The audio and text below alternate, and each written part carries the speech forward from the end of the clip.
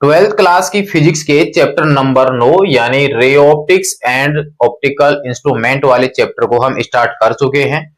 उसका एक भाग अपना जो कंप्लीट हुआ है उसमें हमने प्रकाश से रिलेटेड बेसिक जानकारी को समझा है। आज हम इसका जो भौतिक घटना घटित है, आज की क्लास में हम यहाँ पर जानेंगे प्रकाश के परावर्तन के बारे में। वैसे आपकी ये जो टॉपिक है वो 10th क्लास में आ चुका है। प्रकाश का परावर्तन, प्रकाश का अपवर्तन, पूर्ण आंतरिक परावर्तन, ये सब कुछ आपके 10th क्लास में आया हुआ है। मिरर वाले टॉपिक आपके आए हुए हैं, लेंस वाले टॉपिक जो हैं वो आपके वहां पर आए हुए हैं। तो उसी 10th क्लास के भाग का एक बड़ा रूप जो है वो आपके 12th क्लास में है। क्लियर है? तो आज हम यहाँ पर टॉपिक जो है वो अपना रहने वाला है प्रकाश का परावर्तन। इसको समझेंगे बिल्कुल गहराई से, प्रकाश का परावर्तन, ताकि आपके पास इससे रिलेटेड कोई भी टॉपिक जो है वो आपका गलत नहीं हो। टॉपिक जो है वो आपके 10th क्लास के लिए भी काफी इंपॉर्टेंट है, 12th क्लास के लिए तो जरूरी है ही है, और साथ में जो आपके कंपटीशन की एग्जाम होती है उनमें भी आपके इस टॉपिक से रिलेटेड काफी क्वेश्चन बनते हैं। या हम ये कह सकते हैं कि कंपटीशन के अंदर आपके जो क्वेश्चन फिजिक्स में बनते हैं वो आपके सबसे ज्यादा आपके विद्युत धारा वाले चैप्टर से बनते हैं, और साथ में आपके पास में ऑप्टिक्स वाले चैप्टर से बनते हैं। बहुत ज्यादा क्वेश्चन आपके ऑप्टिक्स वाले चैप्टरों से बनते हैं। तो बिल्कुल गहराई से समझिए प्रकाश का परावर्तन यानी reflection of light. Reflection of light, इसको समझते हैं अब हम यहां पर आपके पास में जो रिफ्लेक्शन है यानी प्रकाश किरण, इसके पहले वाले भाग में हमने प्रकाश किरणों के बारे में जाना था कि प्रकाश किरण क्या होती है, कि प्रकाश जिस पथ के अनुदिश सीधी सरल रेखा में चलता है ना, गतिमान होता है, उस पथ को ही हम क्या बोलते हैं, प्रकाश किरण बोलते हैं। यहां पर हम एक किरण की बात नहीं करेंगे, पूरे किरण पुंज की बात करेंगे, लेकिन लिखा उसको एक प्रकाश किरण ही जाएगा, किरण पुंज हम नहीं लिखेंगे बार बार यहां पर।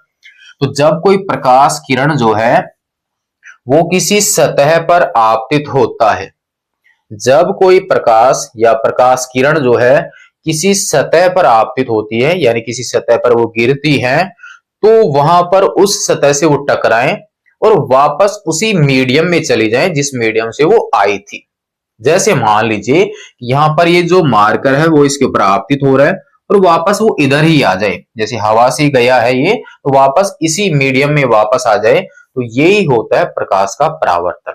यानी जिस माध्यम से वो गया उसी माध्यम में वापस लौट कर आ जाए, तो ये जो घटना होती है ना प्रकाश की, इसी को बोला जाता है प्रकाश का परावर्तन। यानी नॉर्मल सी हम बात करें कि ये जैसे मान लीजिए अपने पास कोई सतह है और ये सतह जो है वो आपके अपारदर्शी है। अगर पारदर्शी होती तो प्रकाश इसमें से गुजर जाता, क्योंकि आपको बताया हुआ है कि पारदर्शी माध्यम में प्रकाश गुजर जाता है, जबकि अपारदर्शी माध्यम में प्रकाश नहीं गुजरता है। तो यहां पर आपके पास एक तरह से अपारदर्शी कोई वस्तु है या पदार्थ है, कोई भी एक सरफेस है, इसके ऊपर मान लीजिए कि प्रकाश किरण आपतित हुई है, किसी प्रकाश स्रोत से ये चल रही है, यहां से ये आपतित हुई है और इस जगह से इसमें पार हो नहीं सकती, गुजर सकती नहीं, और वापस वो इसी माध्यम में चले जाए, इस साइड में जाए, इधर की ओर चली जाए, इधर की ओर चली जाए, लेकिन ये ऊपर वाला जो हिस्सा था ना, इसी हिस्से में ये वापस लौट जाती है। तो इसी घटना को हम कहते हैं प्रकाश का परावर्तन। उम्मीद है कि आपके समझ में आ गया होगा कि जिस माध्यम से ये आई है, जैसे मान लीजिए यहाँ पर हवा है और ये हमने यहाँ पर एक मिरर ले लिया है यानी एक शीशा लिया है जिसके एक साइड में पॉलिश की हुई है, तो ये कांच के अंदर नहीं जाए बल्कि आपके पास क्या हो कि वापस हवा से आई और वापस हवा में किरणें लौट कर चली जाए, तो इसी को हम क्या कहेंगे, प्रकाश का परावर्तन। तो इस हिसाब से परिभाषा अगर हम बनाना चाहें तो क्या परिभाषा बन सकती है कि जब कोई प्रकाश किरण एक माध्यम से चलकर किसी दूसरे माध्यम से टकराती है और टकराने के बाद वापस उसी माध्यम में आ जाती है जिस माध्यम से वो गई थी, तो इसी घटना को हम बोलते हैं प्रकाश का परावर्तन। उम्मीद है कि आपको परिभाषा समझ में आ चुकी होगी। अब यहां पर ये जो परावर्तन होता है ना, ये परावर्तन कुछ नियमों के तहत होगा। यहां पर कुछ नियम लगेंगे और उन नियमों के अनुसार यहां पर क्या होगा, परावर्तन। यानी हम ये कह सकते हैं कि अगर ये प्रकाश किरण यहां पर ऐसे आ रही है थोड़ी तिरछी, तो क्या ये तिरछी ऐसे जाएगी, इस प्रकार से जाएगी, इधर की दिशा में जाएगी, या वापस इसी दिशा में लौटेगी, या इधर जाएगी? क्योंकि मैं यहाँ पर वापस हवा में ही भेज रहा हूं, ये हवा वाला माध्यम हो गया। तो कौन सी दिशा में ये वापस लौटेगी? जिस रास्ते से गई क्या उसी रास्ते से होगा, या किसी और रास्ते से वो गुजरेगी?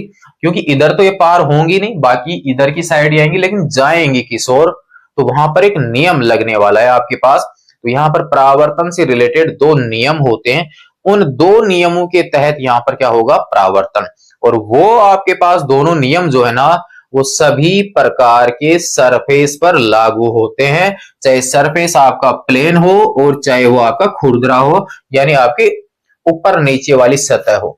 जैसे मान लीजिए आपके पास ये मार्कर है, तो बिल्कुल प्लेन नहीं है, यहाँ पर आपके उठा हुआ है, यहाँ पर दबा हुआ है, तो हर प्रकार के पृष्ठ से प्रकाश का परावर्तन होगा। और वो दो नियम जो हैं वो सभी प्रकार के सरफेस के लिए लागू है, बिल्कुल प्लेन बोर्ड पर भी लागू है, तो आपके पास मार्कर की इस कैप के ऊपर भी लागू है। ठीक है, तो अब हम यहाँ पर इसकी परिभाषा समझ लेते हैं और समझते हैं इसके डायग्राम के द्वारा कि क्या है प्रकाश का परावर्तन। तो यहाँ पर हम ले लेते हैं एक सरफेस, और यहाँ पर कोई एक मान लीजिए दर्पण ही था, और इसके दूसरी साइड में क्या है, पॉलिश की हुई है। दर्पण क्या होता है उसके बारे में हम आगे समझेंगे, जो कि नॉर्मल एक शीशा हमने लिया है, उसके दूसरी साइड में कोई पॉलिश की हुई है। तो यहाँ पर ये वो सरफेस है जहां से क्या होगा? प्रकाश किरणों का परावर्तन होगा। तो इसे बोला जाएगा परावर्तक पृष्ठ। परावर्तक पृष्ठ इसको बोलेंगे, क्योंकि यहां से किरणों का क्या होगा? परावर्तन होगा। परावर्तक सरफेस हम इसको बोलेंगे। इसको मैं दर्शा देता हूं एम और एम डैश से। अब यहां पर कोई प्रकाश किरण, एक किरण को लेकर हम समझ रहे हैं, बाकी यहां पर आपके पास में पूरा किरण पुंज ही होगा, ये आपको ध्यान रखना है। तो मान लीजिए कि आपके पास ये कोई प्रकाश किरण जो है वो इसके ऊपर आपतित हुई है। यहां पर इसको मैं दर्शा देता हूं ए, और यहां पर लिख देता हूं मैं बी। तो ए बी जो है, ये ए बी यहां पर क्या है? आपतित किरण है। ए बी क्या है? यहां पर आपतित किरण है। अब यहां पर ये जो किरण यहां पर आपतित हुई है इस बिंदु पर, ये सीधी सरल रेखा के रूप में है, आप यहां पर एक स्केल की सहायता से बनाएं। तो जिस बिंदु पर ये आपतित हुई है, तो उस सतह के द्वारा, जिस पृष्ठ पर ये किरण आपतित हुई है, उस पृष्ठ के द्वारा लंबवत एक रेखा की हम निर्माण करेंगे, एक कल्पना करेंगे, और वो 90 डिग्री पे आपके इस प्रकार से मान लेते हैं। तो ये क्या हुआ? सतह के लंबवत एक रेखा हमने मानी है, जिसे कि हम यहां पर कहते हैं इसका अभिलंब, यानी नॉर्मल हम इसको कहेंगे। अभिलंब को क्या बोलेंगे? नॉर्मल।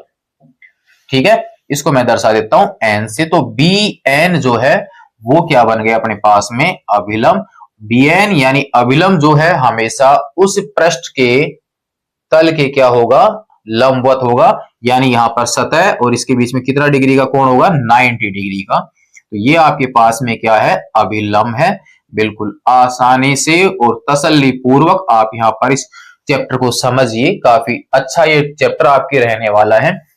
अब आप यहां पर देखिए कि ये जो आपतित किरण है ना, ये आपतित किरण इस अभिलंब के साथ कुछ झुकी हुई है, यानी कोई कोण बनाती हुई आपतित हो रही है। मान लीजिए अभिलंब आपके ऐसे हैं और एक किरण इस प्रकार से आ रही है, तो यहां पर हथेली और मार्कर के बीच में कुछ एंगल बनेगा। तो इस एंगल को यहां पर दर्शा दिया गया है किससे? आई से। तो यहां पर इस कोण आई को बोला जाता है आपतन कोण। आपतन कोण, उम्मीद है समझ में आया होगा। यहां पर ये जो एम एम डैश था, ये क्या था अपने पास में? परावर्तक पृष्ठ था। परावर्तक पृष्ठ क्लियर है? अब आप यहां पर ध्यान दीजिए, ये किरण आपके इस माध्यम से आई, ये वाला माध्यम हो गया, यानी ये ऊपर वाला जो माध्यम है वो अलग हो गया, और ये जो आपने पृष्ठ लिया है परावर्तक पृष्ठ, ये किसी दूसरा पृष्ठ है। मान लीजिए आपके पास में कांच ही है, जिसके दूसरी साइड में क्या हुई है? पॉलिश की हुई है।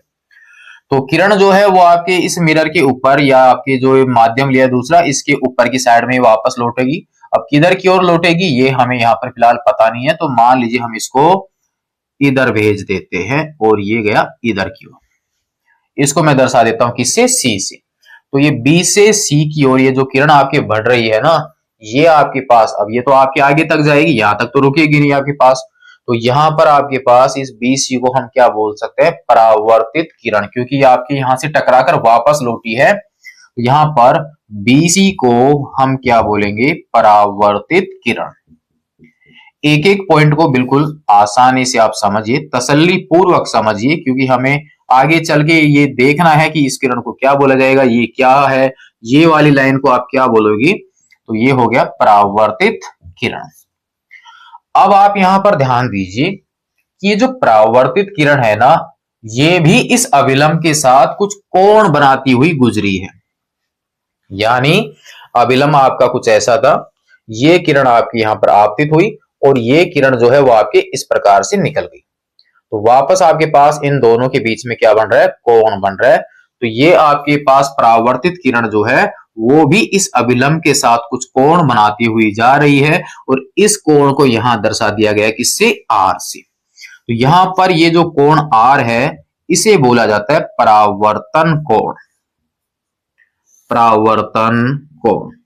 उम्मीद है कि आपको इन सभी के बारे में समझ में आया होगा कि किसका मतलब क्या है और वो कौन सी जगह पर होते हैं। क्लियर है। किसी परावर्तक पृष्ठ पर जो किरण आपतित होती है उसे हम आपतित किरण कहते हैं। पृष्ठ के लंबवत जो रेखा बनी हुई है उसे हम उसका अभिलंब कहते हैं, और अभिलंब से कुछ कोण बनाती हुई किरण वापस उसी माध्यम में लौटी है उसे हम क्या कहेंगे, परावर्तित किरण कहेंगे। आपतित किरण और अभिलंब के बीच में जो कोण बनेगा उसे हम आपतन कोण कहेंगे। परावर्तित किरण और अभिलंब के बीच में जो कोण बनेगा उसे हम कहेंगे परावर्तन कोण। अगर फिर भी यहां तक कोई समस्या हो तो आप कमेंट्स में बता सकते हैं कि यहां पर इसका मतलब हमें समझ में नहीं आया। क्लियर है। आपके अनेकों किरण यहां पर आपतित होंगी और उनका फैलाव जो है यानी वापस लौटना जो है वो इसी प्रकार के पैटर्न से होने वाला है। अगर ये सतह आपकी इस प्रकार से ऊर्ध्वाधर, दबी हुई, ऊपर उठी हुई यानी उबड़ खाबड़ टाइप की है तो आपके भी परावर्तन तो होगा, लेकिन वो किस तरीके से होगा उसके लिए हम जानेंगे पहले परावर्तन के नियमों को। तो परावर्तन के नियम क्या है, तो परिभाषा क्या यहाँ पर लिखनी जरूरी है। वैसे नोट्स आपको जो है डिस्क्रिप्शन में उसकी PDF मिल जाएगी। परावर्तन क्या है, पूरा डायग्राम जो है उनके बारे में सब कुछ आपको वहां पर PDF डाउनलोड कर लेना, आपको सभी कुछ वहां पर मिल जाएगा। परिभाषा अगर हम देखें तो हम ये लिख सकते हैं कि जब कोई प्रकाश किरण एक माध्यम से चलकर दूसरे माध्यम से टकराती है तो टकराकर वापस वो उसी माध्यम में लौट आती है जिस माध्यम से वो गई थी। तो प्रकाश की ये जो घटना घटित हुई है इसी घटना को बोला जाता है प्रकाश का परावर्तन। अब हम यहां पर देख लेते हैं प्रकाश परावर्तन के नियम। प्रकाश के परावर्तन के नियम।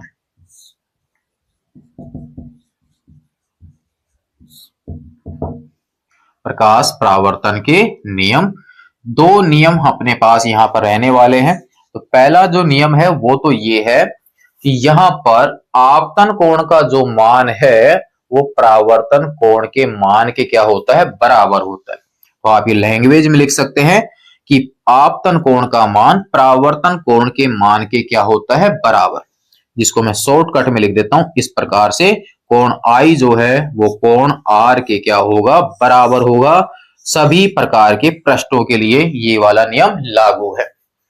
आपतन कोण का मान परावर्तन कोण के क्या होगा, बराबर। यानी अपने पास ये है कि ये आपतित किरण अगर इस अभिलंब के साथ 30 डिग्री का कोण बनाती हुई आ रही है तो ये परावर्तित किरण जो है वो भी इस अभिलंब के साथ 30 डिग्री का कोण बनाती हुई जाएगी।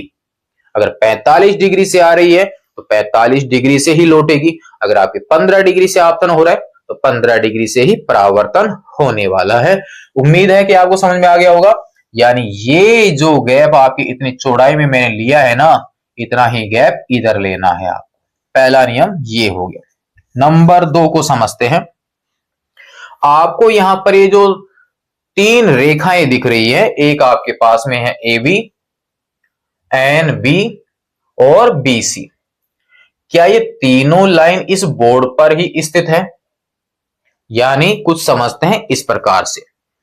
सपोज कीजिए कि आपके पास यहां पर ये परावर्तक पृष्ठ है, यानी आपके पास ये वो सतह है और यहां पर ये प्रकाश किरण जो है वो इस प्रकार से आपतित हो रही है।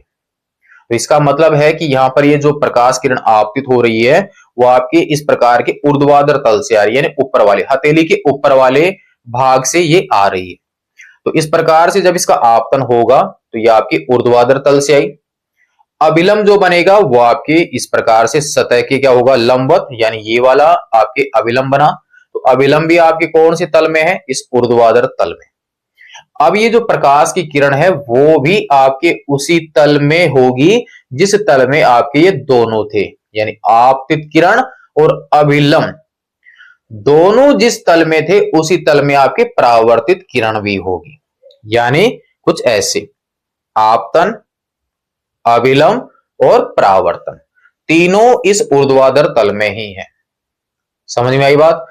ऐसा नहीं होगा कि आपतित किरण ऊपर से नीचे, अभिलंब ऊपर से नीचे वाला या नीचे से ऊपर वाला, और परावर्तित किरण ऐसे नहीं होगी कि वो सामने चली जाए। अगर सामने जाएगी तो इसका मतलब है कि ये हॉरिजॉन्टल यानी क्षैतिज तल में गई। ऊपर से नीचे यानी ये ऊर्ध्वाधर तल में है, अभिलंब आपके ऊर्ध्वाधर तल में है, तो ये किरण ऐसे नहीं जाएगी, कुछ इस प्रकार से नहीं जाएगी, ये भी आपके ऊपर की साइड में ही जाएगी, चाहे ऐसे जाए, चाहे इस प्रकार से जाए, चाहे इस प्रकार से जाए, होगा वो इसी तल में। यानी आपतित किरण, अभिलंब और परावर्तित किरण तीनों एक ही तल में स्थित होते हैं। तीनों का तल जो है वो आपके अलग अलग नहीं होता। यानी बोर्ड पे ये किरणें ऐसे आई, मान लीजिए अभिलंब भी इधर और ये भी इधर, ये ऐसा नहीं होगा कि ये सामने आ जाए। समझ में आई बात।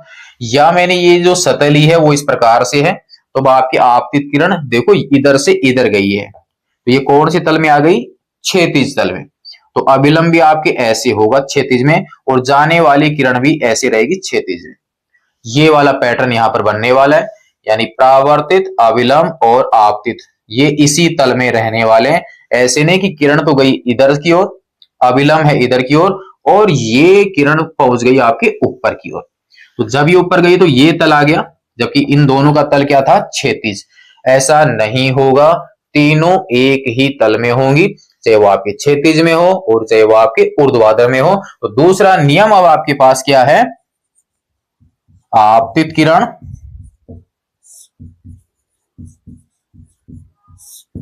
अभिलंब व परावर्तित किरण, व परावर्तित किरण तीनों एक ही तल में, तीनों एक ही तल में स्थित होते हैं। तो यहां पर थोड़ा सा आप ध्यान दीजिए कि यहां पर ये जो आपतित प्रकाश है किरणों के रूप में, जो परावर्तित प्रकाश है किरणों के रूप में, तो यहां पर आपतित और परावर्तित प्रकाश में कुछ राशियां ऐसी हैं जो चेंज नहीं होती हैं। जैसे आपतित प्रकाश और परावर्तित प्रकाश की आवृत्ति में कोई परिवर्तन नहीं होता है। आपतित प्रकाश और परावर्तित प्रकाश की चाल में कोई चेंज नहीं होगा, यानी आने वाला प्रकाश जितनी स्पीड से आएगा लौटने वाला भी उतनी ही स्पीड से जाएगा। आने वाले प्रकाश की वेवलेंथ यानी तरंग दैर्ध्य और लौटने वाले प्रकाश की वेवलेंथ में भी कोई परिवर्तन नहीं होगा। यहां पर इनके रंग में भी कोई परिवर्तन नहीं होगा। लेकिन एक राशि ऐसी है जो आने वाले प्रकाश और परावर्तित होने वाले प्रकाश की चेंज हो जाती है, और वो राशि है, याद रखिए, प्रकाश के परावर्तन में प्रकाश की इंटेंसिटी यानी उसकी तीव्रता जो है वो चेंज हो जाती है। तो प्रकाश के परावर्तन में एकमात्र राशि है जो आप उसको नोट करके लिख सकते हैं, प्रकाश की तीव्रता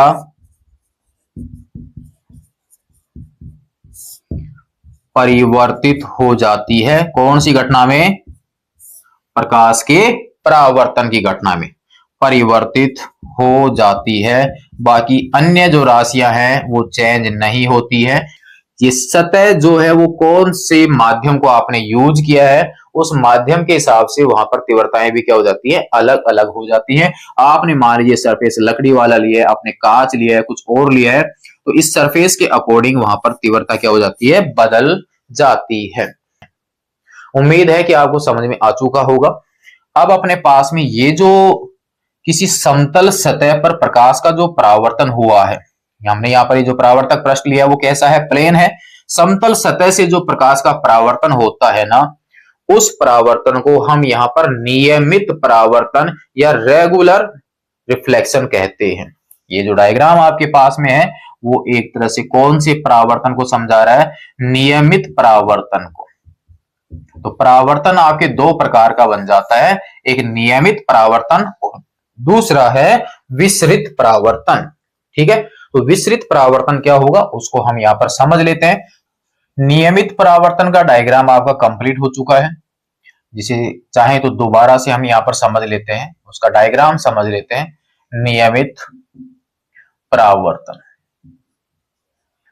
और दूसरा अपने पास में है विसरित परावर्तन। दोनों के डायग्राम समझते हैं। विसरित परावर्तन या अनियमित परावर्तन। यहां पर ये जो सतह है वो आपके बिल्कुल समतल सतह से अगर जो परावर्तन होता है, किसी समतल पृष्ठ से जो परावर्तन होता है वो कहलाता है आपके नियमित परावर्तन। और अगर सतह जो है वो आपकी समतल नहीं है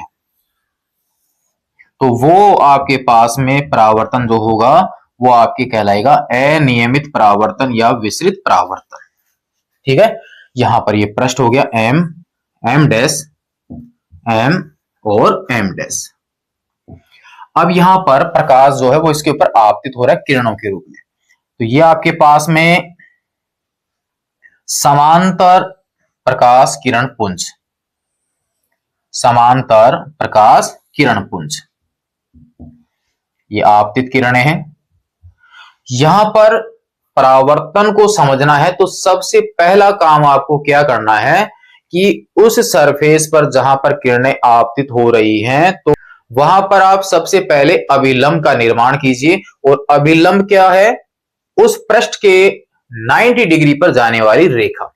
तो ये तो आपके पास में प्लेन ही है, तो यहां तो आपके पास अभिलंब क्या होगा, सब के सब ऊपर की ओर 90 डिग्री पे जाने वाली रेखाएं होंगी। यहां तो कोई समस्या ही नहीं है। तो इसका मतलब आने वाली जो किरण इसके साथ जितना कोण बनाएगी उतना ही यहां पर बनेगा, उतना ही यहां पर बनेगा, क्योंकि तीनों के तीनों समांतर है। पृष्ठ आपका प्लेन है तो आपके अभिलंब ऊपर की ओर ही है, तो आपतन कोण सभी का समान होगा। ये आपके पास में 30 डिग्री है, ये आपके पास 30 है, ये भी आपके पास 30 है, माना अपन ने। तो यहां से जो परावर्तित किरण होगी वो भी कितना डिग्री का कोण बनाएगी, 30 डिग्री का ही कोण बनाएगी पहले नियम के अनुसार। तो इसका मतलब यहां से जाने वाली किरण भी 30 के कोण से, ये भी 30 के कोण से, ये भी 30 के कोण से। इसका मतलब जितने चौड़ाई से ये आई है ना उतने ही चौड़ाई से इधर लौटेंगी और तीनों के सेम ही कोण रहेंगे। तो इसका मतलब ये तीनों के तीनों समांतर ही लौटेंगी। तो इसका मतलब एक निश्चित दिशा में अगर हम खड़े हुए हैं ना तब तो हमें यहां पर वो वस्तु दिखाई देगी। लेकिन कौन से पृष्ठ से, नियमित परावर्तन वाले से। आपने महसूस किया होगा जैसे मान लीजिए आपके पास में ये एक दर्पण रखा हुआ है और अब हम यहां पर थोड़ा ऐसे तिरछा खड़े रहते हैं तो हमें यहां पर उस साइड से, तिरछी साइड से जो भी चीजें होंगी वो हमें यहां पर दिखाई देगी। सपोज कीजिए कि वहां पर आपकी दीवार है तो वो दीवार हमें यहां पर दिखाई देगी, या इस सीध में अगर कोई वहां पर खड़ा हुआ है तो वो इंसान हमें यहां पर मिरर में अंदर दिखाई देगा। ठीक है, क्योंकि वहां से किरणें आएंगी, अभिलंब आपके पास ये होगा, तो जितने कोण से आएंगी उतने कोण से आपके इस सीध में अगर हम खड़े हुए ना तो हमें यहां पर वो दिखाई देगा इसके अंदर। लेकिन हम इसके पीछे खड़े हो जाते हैं या थोड़ा और आगे आ जाते हैं, लेकिन उस वाले एंगल में नहीं है जिस कोण से वो आपतित हुई थी, तो फिर हमें वहां पर वो इसकी इमेज इसके अंदर दिखाई नहीं देती है। तो इस निश्चित डायरेक्शन वाले में है तब तो दिखाई देगा, अन्यथा नहीं देगा। तो कौन सा परावर्तन हुआ, नियमित। अब आ जाते हैं इसके ऊपर, वही पैरेलल लाइन हम इसके ऊपर आपतित करते हैं, वही पैरेलल लाइन जो है वो हम इसके ऊपर आपतित करते हैं। ये आपके पास में 3 आपतित किरण। अभी परावर्तन को समझना है तो पहला पॉइंट आपको मैंने यही बताया है कि सबसे पहले आप उन आपतन बिंदुओं पर अभिलंब का निर्माण कीजिए। तो जब आपके पास सतह इस प्रकार से है तो अभिलंब यहां पर ऊपर की ओर, यहां पर भी ऊपर की ओर और यहां पर भी ऊपर की ओर। बिल्कुल प्लेन है तो आपके पास अभिलंब क्या होंगे, बिल्कुल ऊपर की ओर होंगे। इस जगह पे ऊपर की ओर है, इस जगह पर ऊपर की ओर है। तो इस जगह की अगर मैं बात करूं तो यहां पर जो सरफेस है वो थोड़ा आपके नीचे झुक गया। पहले आपके पास मार्कर ऐसे था, अब आपके पास ये जो मार्कर है वो कुछ ऐसे चला जाएगा तिरछा, क्योंकि सतह जो है वो थोड़ी नीचे झुकी हुई है तो आपके अभिलंब जो है वो इस साइड में घूमेगा। तो इस जगह की अगर मैं बात करूं तो यहां इस पॉइंट को लेते हैं, तो इस पॉइंट के लिए आपके पास या आपके पास में 90। इसकी बात अगर हम करें तो ये सतह कुछ ऐसी है, तो यहां पर 90 जो है वो आपकी कुछ इस प्रकार से बनेगा। और ये लेते हैं तो देखो ये सतह आपकी कुछ ऐसे झुक गई है इधर की ओर फिसलते हुए। यहां पे अगर बात करें तो 90 डिग्री अगर मार्कर लेता हूं तो 90 डिग्री पे मार्कर आपके कुछ ऐसा होगा, यानी इस पॉइंट पे आपके अभिलंब जो है वो आपके इधर की ओर आ गया। ये देखिए ये आपके अभिलंब इधर की ओर आ गया। इधर की ओर लेते हैं तो आपके अभिलंब जाएगा इधर की ओर, और अगर ये सतह इधर की ओर है तो ये अभिलंब आ जाएगा इधर की ओर, और सीधा है तो इधर की ओर। क्लियर है? तो यहां पर ये कोण जितना बना रहा है उतने कोण से किरण जाएगी, तो इसका मतलब ये किरण जाएगी आपके इधर की ओर, ये वाली। First number, second number, third number, ये एक नंबर। ये आपके पास कोण यहां पर बना थोड़ा बड़ा हो चुका है, तो ये किरण आपके इतने ही चौड़ाई से जाएगी, तो ये जाएगी इधर की ओर, 2 नंबर वाली। तो देखिए आपके पास थोड़ी फैल चुकी है, आने वाली तो समांतर थी लेकिन अब जाने वाली थोड़ी फैल चुकी है। ये तीसरे नंबर की जो लाइन है ना वो आपके अभिलंब थोड़ा इसका तो इधर ही आ गया, तो इधर आ गया तो इसका मतलब ये आपतित किरण इसके साथ कोण बना रही है, तो परावर्तित होगी अभिलंब के दूसरी ओर से। ये इधर की ओर नहीं जाएगी बल्कि ये जाएगी इधर की ओर, क्योंकि इसका तो अभिलंब इधर आ गया, और परावर्तित किरण और आपतित किरण के बीच में आ जाएगा अभिलंब। तो परावर्तित किरण तीसरे नंबर की लाइन गई यहां पर। इसमें परावर्तित किरण जो है ना वो चारों तरफ फैल चुकी है। इस वजह से आपके पास व्यवहार में हम जिन वस्तुओं को देख पा रहे हैं ना वो आपके परावर्तन की वजह से देख पा रहे हैं, और प्रत्येक वस्तु जो आपको देख पा रहे हो चाहे आपकी वो टेढ़ी मेढ़ी हो किसी भी प्रकार की हो, तो वो आप कौन से परावर्तन की वजह से देख पा रहे हो, विसरित परावर्तन की वजह से ही देख पा रहे हो। तो ये था प्यारे बच्चों आज का अपना जो टॉपिक था कि प्रकाश का परावर्तन क्या होता है, किस प्रकार से परावर्तन होता है। तो आपके पास कौन सी राशि उसमें चेंज नहीं होती है, वो है उस प्रकाश की तीव्रता। 2 इसके नियम है, आपके आपतन कोण परावर्तन कोण के बराबर होगा, और आपतित किरण, अभिलंब और परावर्तित किरण एक ही तल में स्थित होते हैं, अलग अलग तल में नहीं होते हैं। 2 टाइप का ये परावर्तन होता है, एक नियमित परावर्तन और एक होता है विसरित परावर्तन। व्यवहार में हम जिन भी वस्तुओं को देख पा रहे हैं वो सब की सब आपकी कौन से परावर्तन पर आधारित है, विसरित परावर्तन की वजह से ही हम देख पा रहे थे। तो नेक्स्ट भाग में हम यहाँ पर देखने वाले हैं दर्पण के बारे में, यानी समतल दर्पण और गोलीय दर्पण के बारे में, जिससे कि आपका पूरा चैप्टर जो है आगे आपका चलने वाला है। तो नेक्स्ट में देखेंगे दर्पण का टॉपिक। तब तक के लिए धन्यवाद।